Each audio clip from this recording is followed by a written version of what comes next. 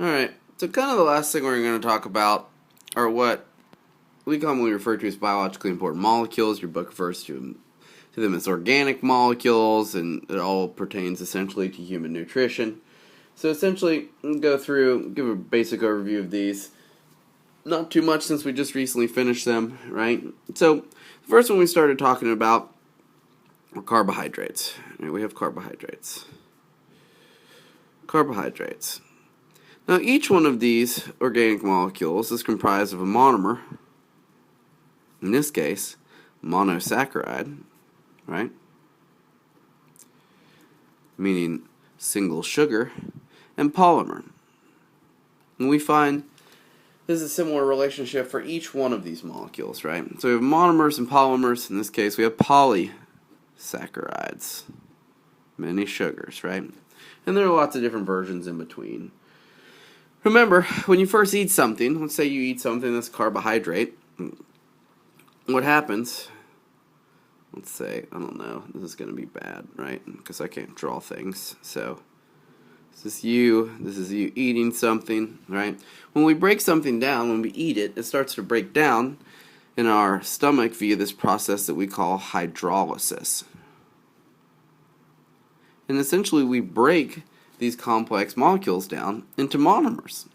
Then, if we need to, we can reform them as polymers inside of our body via this process called dehydration synthesis. Now, we can do these processes outside of the body as well, especially when we make synthetic food products and so forth, but you get the idea. We're taking complex polymers, breaking them down into monomers via this process called hydrolysis, adding water to break it down, and if we need to store them up in a more complex form, like we'll talk about here in a minute, we perform this chemical process where we remove the water that we call dehydration synthesis. Alright? So carbohydrates are made of carbon, hydrogen, and oxygen, just like lipids, like we'll talk about here in a second. Their main purpose is to give us energy, right? And the monomers that we discussed are known as monosaccharides, and the most readily available one, or the one essentially your body wants to use for energy, is glucose. Now, there's also these things that we call disaccharides, that we talked about some, where we link up glucose with other monosaccharides, things like galactose, to form lactose, or milk sugar, right? Glucose and galactose make lactose. And then we have maltose as well as a disaccharide. But in any case, your body essentially wants to use glucose for energy. Now, we also find a number of polysaccharides that are comprised of smaller glucose subunits. When linked together, form things that we typically find in plants and animals and have a number of different purposes, right? The first that we talked about was glycogen. So glycogen is a polysaccharide that has this long branched form that we find in animals. And in fact, we store this in our liver and in our muscle tissue, right? Now, we also consume some glycogen when we eat meat, for example, if you eat meat. But most of it is just extra sugar that we've eaten that's stored in our liver so that when our blood sugar drops low, glycogen can be reintroduced into the bloodstream to provide energy for our cells, right?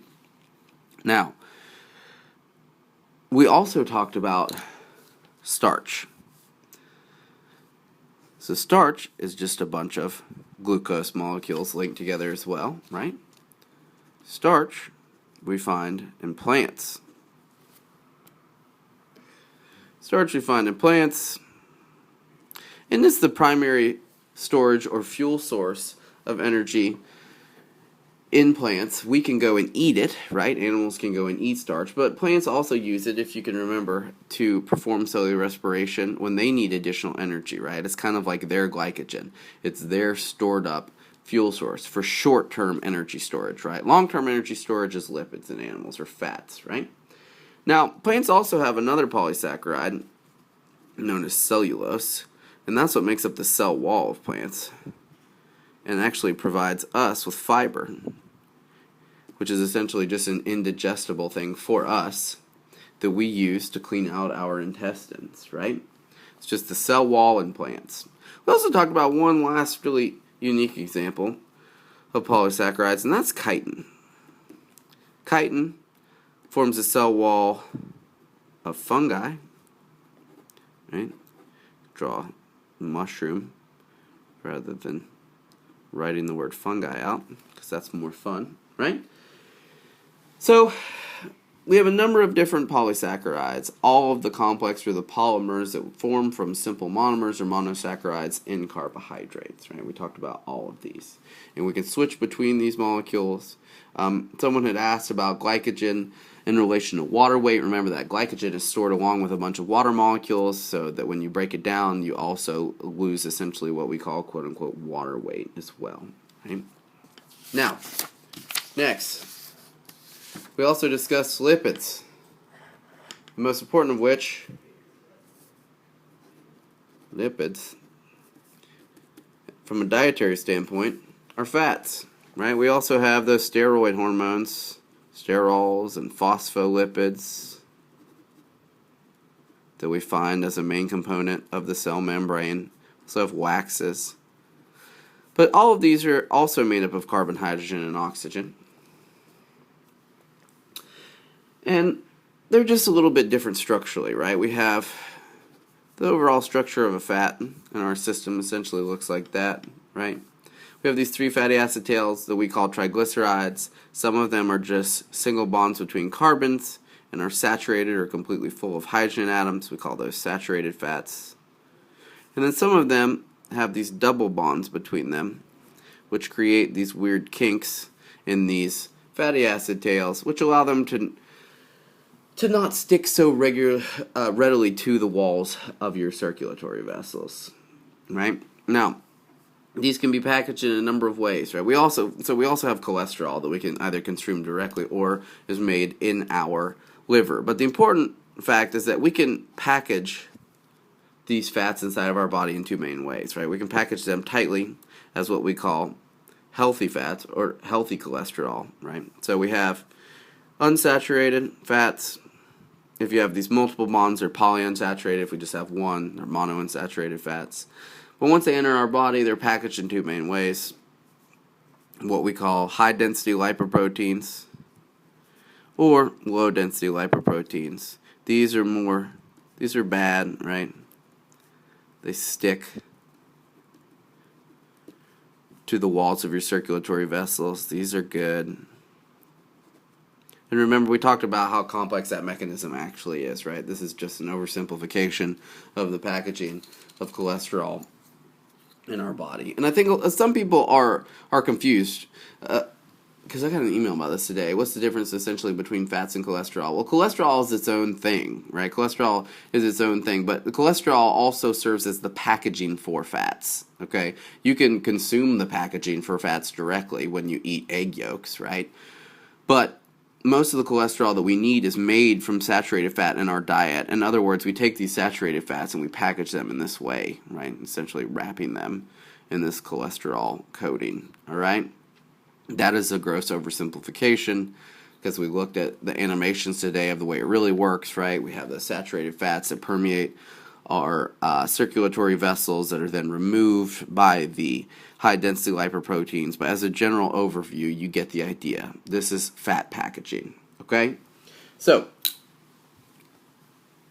what can happen is we can end up with arteriosclerosis, where we have this overaccumulation of bad cholesterol in our circulatory vessels. Usually there's no indicator of this, and that can cause serious health issues, right? And the worst case scenario, you can have some serious blood pressure problems. You can have an angiogram, right? You can have an angiogram to see if you have a blockage, if you're having blood pressure issues.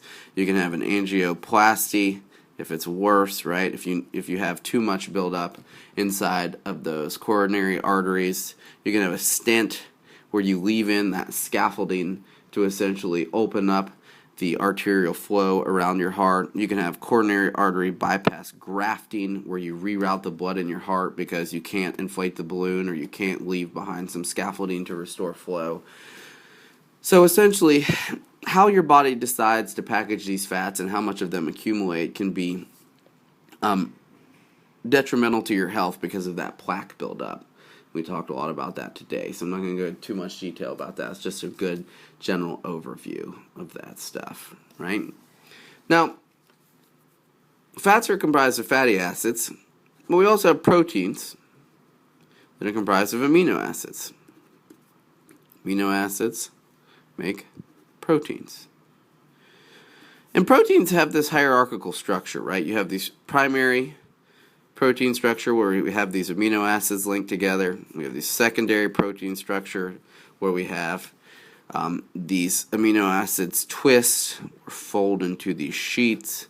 And then we have this tertiary protein structure where these three-dimensional proteins come into play, and then quaternary protein structure where we have multiple three-dimensional proteins linked together. Now, why is this important? Why is this, this weird tangent important? Well, because all the stuff in your body is mostly made of protein, which is why you don't need a large component of it as in your diet, unless, of course, you're degrading or breaking down a lot of proteins on a regular basis based on a high level of activity. But pretty much everything in our body is made up of proteins. So if something happens to any level, right, we have breakage here, we have some denaturation here, we break here, you get the idea. These proteins either need to be at this level or this level to function properly. Things like enzymes and so forth we talked about. If there's any damage to them, they're very specific in their shape, they can't work properly. Think about hormones. If they're peptide hormones, if they break down, they can't work properly. This hierarchical structure is really important. Now, as far as your diet goes, we have what we call essential amino acids and non-essential amino acids. And essential amino acids are ones that are essential for you to eat. You have to go get them from your diet. Non-essential ones can be made from essential amino acids. Some foods contain all your essential amino acids in one place, and these are called complete proteins. Alright? That's pretty much the basic overview of the proteins. Their chemical structures, their hierarchy, and their structural development, and the differences between essential and non-essential amino acids and how they form complete and incomplete proteins, right? Most complete proteins are things like meat. There's a couple plant-based sources like quinoa and soy, for example, but you get the idea, all right? It's just a basic overview of proteins. Remember, one basic elemental difference is that carbon, hydrogen, and oxygen is found in carbs and fats, but we also find nitrogen in proteins. And in fact, the last organic molecule, if it can even be considered such, or we'll call it a biologically important molecule because it's just more overall all-encompassing. When we talk about DNA, right, we talked about DNA today. DNA is a nucleic acid. This can be confusing because amino acids make proteins, fatty acids make fats, but nucleotides make nucleic acids. And this will become much more important later in the semester. Nucleotides make nucleic acids. But nucleic acids also have phosphorus in them. DNA is made up of a sugar, right? Carbon, hydrogen, and oxygen. It also has nitrogen in the nucleotides, or that nitrogen-containing base, but it also has phosphorus. And these all form these nucleotides with this sugar and this nitrogen and this phosphorus, and essentially forms this long helical structure that we call a double helix. And this contains the information that we need to make genes or to make proteins by linking amino acids together. So, starting from the bottom, right?